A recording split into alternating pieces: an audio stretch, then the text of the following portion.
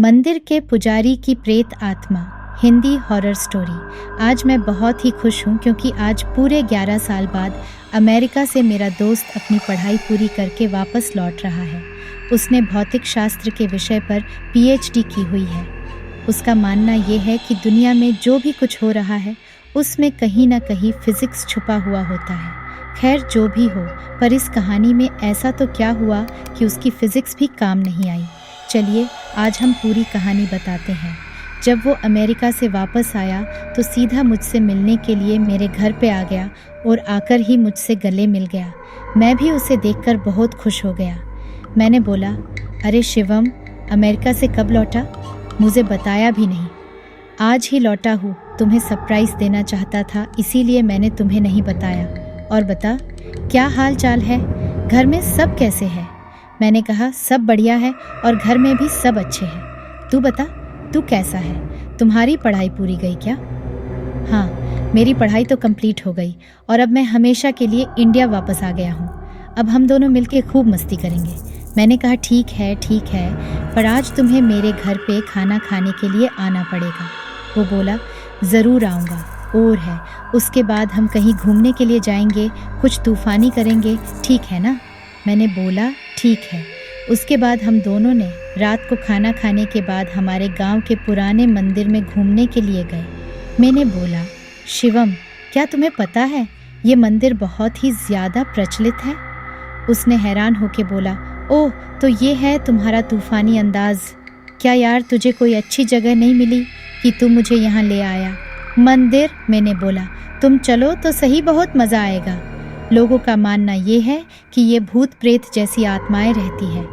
शिवम, क्या सच में यहाँ पे भूत है? क्या तुम भी मजाक कर रहा हो? मैं नहीं मानता। मैंने बोला, ठीक है, हम दोनों साथ में जाते हैं और पता लगाते हैं कि सच में भूत है कि नहीं। फिर हम दोनों मंदिर के अंदर चले गए। मंदिर काफ़ी बड़ा था और थोड़ा भयानक भी लग रहा था। ऐसा लग रहा था कि कई दिनों से यह साफ सफाई नहीं हुई है। फिर हमने मंदिर के पुजारी से बात की। पंडित जी, हमने सुना है कि यहाँ आसपास कोई भूत का निवास है, क्या यह बात सही है? ये सुनकर वो पुजारी हमको घूरने लगा और बोला, चले जाओ यहाँ से, ये जगह तुम्हारे लिए सही नहीं है। मैंने बोला, क्यों? पंडित जी, आओ मेरे साथ, मैं आपको बताता हूँ। इतना कह के वो हमें एक कमरे में ले गया और हम जैसे ही अंदर गए तो वो पुजारी ने बाहर से उस कमरे को लॉक कर दिया। यह देख कर मैं और मेरा दोस्त शिवम घबरा गए। वहाँ पे अंदर जाके देखा तो हमारे तो होश ही उड़ गए। वहाँ उस रूम के अंदर कई सारे कंकड़ और हाड पिंजर पड़े थे और बहुत ज़्यादा गंदी बांस आ रही थी। उतने में ही पीछे से 2 बड़े और भयानक दिखने वाले आदमी आए। उन्हें देखकर ऐसा लग रहा था कि वो कोई साधारण इंसान नहीं बल्कि मांस और खून पीने वाले नरभक्षी हैं। यह सब देखकर हम बहुत डर गए। हमने तो मान ही लिया था कि अब हम जिंदा नहीं बचेंगे।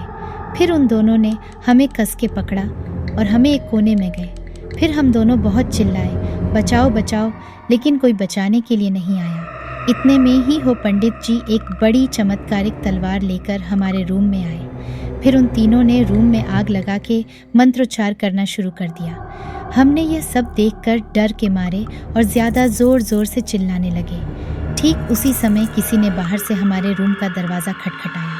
दरवाजे की खड़खड़ाहट सुनकर उन तीनों ने रूम की आग बुझा दी और दूसरे कमरे में चले गए। हमने तुरंत ही उठकर उस रूम का दरवाज़ा खोल दिया। दरवाजे के सामने उस मंदिर के ट्रस्टी और आसपास के रहने वाले लोग खड़े थे। हम कुछ बोले उससे पहले उन लोगों ने हमें धमकाना शुरू कर दिया। तुम दोनों कौन हो? यहाँ मंदिर में चोरी करने के लिए आए हो? सच बताओ, वरना हम पुलिस को बुलाएंगे।